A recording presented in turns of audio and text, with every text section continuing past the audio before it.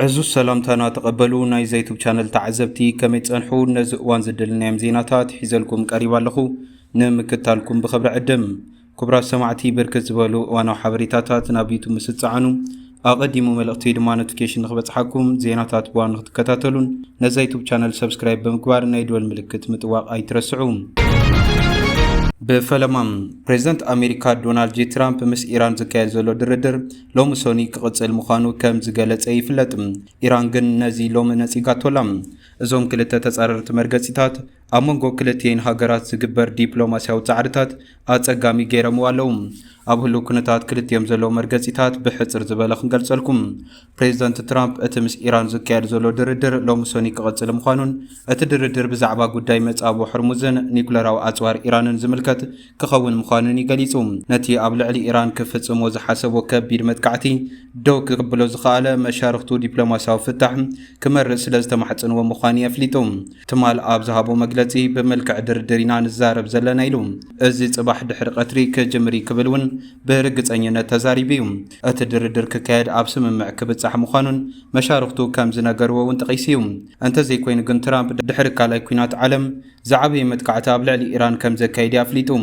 وهاب قال منيستر قدات وطا إيران إسماعيل باقاي أبز أوان زمس أمريكا زخونا دردر كم زيلن أبز قطلو معتات دما تدرادر تنمل آخ زخونا مدب كم زيلن قاليتو يركبالهم أبز أوان زمس عمان نمت أبو حرموز بزملكت دري كاير كم زلو بمتكاس أز دردر بتصبق خير كم زلوني قاليتوم يخون برمت أبو حرموز مس عمان بزقبر دردر تراي كم زي كفت ونافليتلهم أمريكا متكعتاتان تقتلهم اتخونتات كم تزلو قتل مخانون أبرهلهم اتي وهاب قالو ما أبزابو مقلتي مس أمريكا كزرارب زمت حدش منغونيا كم زي اللي تغيسوم أبتي شمقل الناز الساتفا زلوا باكستان قطر انتاي كم زلوا يقليتوم چاينا ات نعبي زخي زلو وتر كم زشقلان توسخ ግጭት ንኸይህሉ ትሰርሕ ከም ዘላውን ጠቂስሎም ንሱ ወሲኹ ኩነታት የመን ምስ ኢራን ተእስሳር ግቦ ከም ዘይኮነ ብምግላጽ ከም ዝበለ ጻዕርታት ካብ ሓላፍነት ንምህዳሚዩ ዝግበር ዘሎ ክብልዩ ኣፍሊጡ ዝርከብ ዘሎም እዚ ከምዚ ኢሉ እንከሎ ኢራን ኣብ ልዕሊ ወታደራዊ ማዕስከራት ኣሜሪካ ቅድመ መጥቃዕቲ ክትፍጽም መደብ ከም ዘለዋ ይንገር ታይምስ ኦፍ እስራኤል ንዘ ዎል ስትሪት ጆርናል ብምጥቃስ ከም ዝሓበሩ ኢራን እስላማዊ ሓለዋ ሰውራ ኢራን IRGC ምስ ዋሽንግተን ዝገብሮ ዘሎ ዲፕሎማሲያዊ ጻዕርታት እንተዘይተዓዊቱ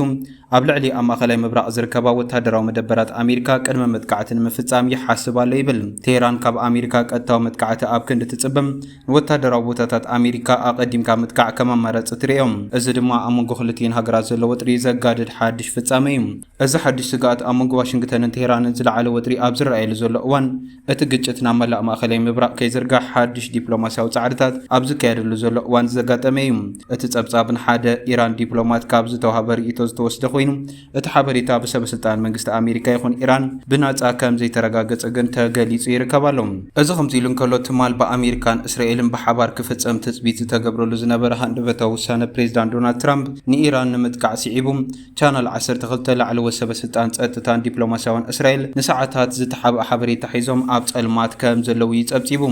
ንሰዓታት ዓብዪ ዘይርጉጽነት ኢና ነርና ፕሬዚዳንት ትራምፕ ኣብ ዕንበባ ገዲፍና ክብል ሓደ ላዕለዋይ በዓል ስልጣን ገሊጹሎም እቲ ዘገርም ግን ወታደራዊ መኮንናት ቀዳማይ ሚኒስትር ቤንጃሚን ኔታንያሁን ሚኒስትር ምክልኻል እስራኤል ካትዝን ከይተረፉ ብዛዕባ ምስራዝ ዝተመጥቃዕቲ ካብ ትራምፕ ኣብ ትሩዝ ሶሻል ዝብል ማሕበራዊ ሚድያ ገጹ ዝጽሓፉ ጽሑፍ ምፍላጦም ተገሊጹ ዘሎም ትራምፕ ነቲ ኣድማ ከም ዝሰረዞ ኣብ ማሕበራዊ መራኸቢታት ምግላጹ እስራኤላውያን ድሕሪት ዝተረፉን ኮይኖም ክስማዖም ገይሩሎም ኣብ መጀመርታ እስራኤላውያን ደብዳቤ ትራምፕ ንኢራናውያን ኣቓልቦኦም ንምስሓብ ናይ ሓሶት ስምዒት ውሕስነት ንምሃብን ዝዓለመ ተንኮል ኢሎም ይሓስቡ ነይሮም እንተኾነ ግን ወታደራውን ዲፕሎማሲያውን ሰበስልጣን ትራምፕ ብሓቂ ሓሳቡ ከም ዝቐየረ ነቲ መጥቃዕቲ ከም ዘቋረጹን ከረጋግጹ ከም ዝኽኣሉ ምስ ኣሜሪካውያን መዛንኦም ዝገበርዎ ርክብ ይሕብር ሓደ ላዕለዋይ በዓል ስልጣን እስራኤል ነቲ ስምዒት ብምግላጽ ኩሉ ጸጋታትናን ኣቓልቦታትናን ኣብ ሓደ ግንባር ከም ዘእተነዮ ምፍላጥና ድሒሩ ድማ ብዘይ ምኽንያት ኣብ ልዕሊ ንቕሓት ከም ዘለና ምፍላጥና ኣዝዩ ዝሕዝን ኢሉ ንሱ ወሲኹ ድልውነቶም ድሕሪ ምውራድ ዳግማይ ንምውዳብ ነዊሕ ግዜ ከም ዝወስድ ብምግላጽ ናይ መወዳእታ ዓላማ ናይቲ ፕሬዚደንት እንታይ ምዃኑ ኣይረዳእናን ክብል ኣማሪሩሎም ብመሰረት ጸብጻብ ቻነል 12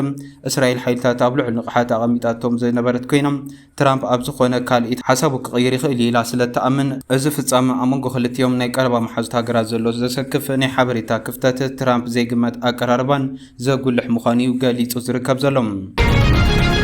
نابتغالي زينا مسنا مرح شركة السودان إيرتران آمر جاع قرن أفريقيا كإح بحرن عبي ترى لو كبل أمباسادر السودان أب إيرترا قليتهم أمباسادر السودان أب إيرترا أسامة أحمد عادل باريم أبز زرقو حنا وحد صحف أقداس نزمدنا كلتين هاجرات أقول حلم أب غازيتا السودان هورايزن أبز صحف صحف كإح بحرن قرن أفريقيا أبز وانزي أوسان معرف قلت فلوتي جيوبوليتيكا وبحريات وددرن نمركب قرب سنسلة هابت ندادن تفضرا وهابتن يركبوا كبل جميرهم قتيلو دما كابز بمبقاس كابزوباو شركنت نلعلي زسفح ጸጥታለ ማዓዘላ ምርግጋዓን ዘዓለም ስትራቴጂካዊ ምሕዝነት ከም ዘድሊ ገሊጹም እታ ኣምባሳደር አሲዒቦ ካብዛ ኣራያዚ እቲ ኣብ መንጎ ሱዳንን ኤርትራን ዘሎ ስትራቴጂካዊ ሸርክነት ንርጉእ ዞባዊ ሚዛን ሓይሊ ዓቢ መሰረት ኢሉ ወሲኹ ሱዳን ሰሜን ኣፍሪካ ምስ ምብራቕን ማእኸላይ ኣፍሪካ ብገማግም ቀይሕ ባሕሪ ዘራኽብ ድልድል ኢሉ ከምኡውን ብናይ ሕርሻ ማይን መዓድን ሃብትን ኣብ ክልልና ዓቢ ሞተር ልምዓት ኮይኑ ከገልግል ይኽእል ኢሉ በኣንጻሩ ኤርትራ ኣብ ቀይሕ ባሕሪ ፍሉይ ጂኦግራፊያዊ ኣቀማምጣ ዘለዋ ኮይና ሰፊሕ ገማግም ባሕርን ተስፋ ዘለዎ ወደባትን ኣለዋ ክብል ገሊጹ ስለዚ እዞም ጉዳያት እዚኦም ከም ዓንዲ ተጠቂምካ ቁጠባዊ ውህደት ርጉእ ፖለቲካዊ ኣብ ዞባና ክፈጥሩ ይኽእል እዮም ክብል እውን ገሊጹሎም ወሲኹ ድማ ክልቲአን ሃገራት ነዊሕ ዝጸንሐ ስትራቴጂካዊ ስርክነት ከም ዝፈጠራ እውን ኣብርሂ ይርከባሎም እዚ ከምዚኢሉ እንከሎ ግብፂ ሱዳን ጅቡቲ ኤርትራ ሶማልን ናብቲ ብስዑድ ዓረብ ዝምራሕ ሸሞንተ ሃገራት ዝሓቆፈ ኺዳን ጸጥታ ቀይሕ ባሕሪ ወሽመጥ ዓደንን ተጸምቢረን ኣለዋ ስዑድ ዓረብ ምሸሞንተ ሃገራት ቀይሕ ባሕሪ ወሽመጥ ዓደንን ብምውሃድ ሓድሽ ምሕዝነት ጸጥታ ባሕሪ ኣጣይሻላ ካብዞን ሸሞንተ ሃገራት እተን ሓሙሽተ ግብፂ ሱዳን ጅቡቲ ኤርትራን ሶማልን እየን እቲ ዝቐረበ ምሕዝነት ስዑድ ዓረብ ዮርዳኖስ የመን ሓሙሽተ ሃገራት ኣፍሪካን ዝሓቆፈ እዩ ሚኒስትሪ ምክልኻል ስዑድ ዓረብ ዘውፅኦ መግለጺ ዕላማ እቲ ኺዳን ኣብ መንጎ እተን ምስ ቀይሕ ባሕሪ ዝደዋባ ሃገራት ምውሃድ ንምሕያለን ኣህጉራዊ መስመራት ባሕሪ መስመራት ንግድን መጓዓዝያ ጸዓትን ከምኡውን ሓበራዊ ረብሓታት ባሕርን ምሕላውን ክብል ይገልጽ እዚ ኺዳን ዞባዊ ውጥረ እናወሰኸ ኣብ ዝኸደሉ ዘሎ እዋንን ንግዳዊ መራኽብ ምዝንባዕ ኣብ ዝረኣየሉ ዘሎ እዋንን ተፈጺሙ ዘሎ ከምቲ ቢዝነስ ኢንሳይደር አፍሪካ ዝጸብጸቦም እቲ ኺዳነት ስትራቴጂካዊ ኣገዳስነት ዘለዎ ቀይሕ ባሕሪ ባብኤል መንደብን ወሽመጥ ዓደን ዝሽፍን ኮይኑ ኣስታት 12 ሚእታዊት ንግዲ ዓለም ዝሓልፈሉ መስመር ባሕሪ እዩ ዓበይቲ ምንቅስቓስ ነዳዲ ተፈጥሮኣዊ ጋዝን ኮንቴነራትን ሓዊሱ ንኤውሮፓን ኤስያን ኣፍሪቃን ዘራኽብ መስመር እዩ እዚ ናይ ስዑድ ዓረብ ጻዕሪ ሃገራት ኣፍሪካ ኣብቲ ሓድሽ ናይ ባሕሪ ጸጥታ ማዕቐፍ ንምምዕባል ዝግበር ሰፊሕ ጻዕሪ ንምሕዋስ ዝዓለመ ምዃኑ ይንገር ኣብ ዝሓለፈ ሒደት ሰሙናት ኣብ የመን ብኢራን ዝድገፉ ሚሊሻታት ሕቲ ዝፈጸሙ መጥቃዕታት ኣብ ማእኸላይ ምብራቕ ዝካየድ ዘሎ ዞባዊ ግጭታት ንግዳውያን መራኽብ ምዝንባዕን ስትራቴጂካዊ ኣገዳስነት ቀይሕ ባሕሪን ባብኤል መንደብን ኣብ ሓደጋ ከም ዘእትዎ ይፍለጥ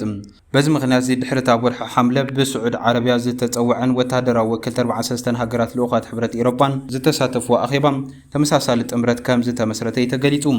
ስዑድ ዓረብ ነዚ ሓሙሽተ ሃገራት ኣፍሪካ ዘጠቓለለ ሓድሽ ኪዳን መሪሓ ነቲ ዋና ቤት ጽሕፈት ክተአን ግድማት ጽቢት ይግበር እዚ ሰፊሕ ማዕቀፍ ሓበራዊ ወታደራዊ ውጥናት ወታደራዊ ልምምድ ምክፋል ሓበሬታን ዝተወዳደ ወታደራዊ ስርሒታትን ከጠቓልል ከም ዝኽእል እውን ይንገር እዚ ከምዚኢሉ እንከሎ ፕሬዚዳንት ሶማል እስራኤልያን ቀይሕ ባሕሪ ትሽርሽር ዘላ ክብል ከሲሱ ፕሬዚዳንት ሶማል ሓሰን ሼኽ ማሕሙድ ትማል ኣብ መክፈቲ ኣኼባ ሻምናይ ባይቶም ፌደራል ተረኺቡ እስራኤል ኣብ ውሽጣዊ ጉዳያት ሃገሩ ኢዳ ትእቱ ከም ዘላ ገሊጹ እዚ ናይ እስራኤል ምትእትታው ንላዕላውነት ግዝኣታዊ ሓድነት ሃገሩ ዝጥሕስ ምዃኑ እውን ኣመልኪቱ ብትሪ ነቒፉ ንሱ እስራኤል ኣብ ውሽጣዊ ጉዳያት ሶማል ምትእትታዋ ሓደ ካብቲ ኣብ ቀርኒ ኣፍሪካ ዞባ ቀይሕ ባሕርን ዝረአ ዘሎ ዘይምርጋእን ህውከትን ኢሉ ሶማል ዘጋጠማ ፖለቲካውን ጸጥታውን ብድሆታት ንምግጣም ትካላት መንግስቲ ምጥንኻር ምሕደራ ምምሕያሽ ከም ዘድሊ እቲ ፕሬዚዳንት ኣስሚሩሉ እቲ ፕሬዚዳንት ኣመደሩ እስራኤል ነታ ሶማል ግዛት እያ ትብላ ሶማሊላንድ ኣፍልጦ መሃባ ብትሪ ነቒፍሎም ናብቲ ናይ መወዳእታ ዜና ምስ ነምርሕ ማእኸናት ዜና ክልል ትግራይ ኣብ ደቡብ ኢትዮጵያን ኤርትራን ሓድነት ክልቲአን ሃገራት ዘስፍሕ መደብ ከም ዝተሳለጠ ሓቢረን ኣብ ትሕቲ ቁፅፅር ህወሓት ዝርከብ ክልል ትግራይ ናይ ምምሕዳር ሚድያታት ሎማ ኣብ ዘቕርቦ ጸብጻብ ሓድነት ክልቲኡ ህዝብታት ንምድንፋዕ ፕሮግራም ተኻይዱ ክብላ ገሊፀን ኣለዋ ብመሰረት እቲ ዝተረኽበ ሓበሬታ እቲ መደብ ኣብቲ ምስ ኤርትራ ዘዳውብ ክልል ትግራይ ተኻይዱ ኣብቲ መደብ ካብ ኣውረጃታት ጉለ መኸዳም ዛላምበሳ ሰንዓፈን ኤርትራ ዝመፁ ሰበስልጣን ወከልቲ ከም ዝተሳተፉ ናብርሂዩ ዋና መሓዳር ወረዳ ጉለ መኸዳ ሃብቶም ባራኺ ኣብ መደርኡ ታሪክ ህዝቢ ኤርትራን ትግራይን ሓደ መበቆልን ባህልን መንነትን ዘለዎም ሓደ ህዝቢ ክብል ገሊጹ ሓላፊ ዞባ ሰንዓፈ ኢድሪስ ዓሊ ብወገኑ ክልቲኦም ህዝብታት ብሓባር ካብ ምስራሕን ምምዕባልን ከም ዝተቆጠቡ ብምሕባር ነዚ ዝጠፍአ ዕድል ክመልስዎ ከም ዘለዎም ኣብርሂም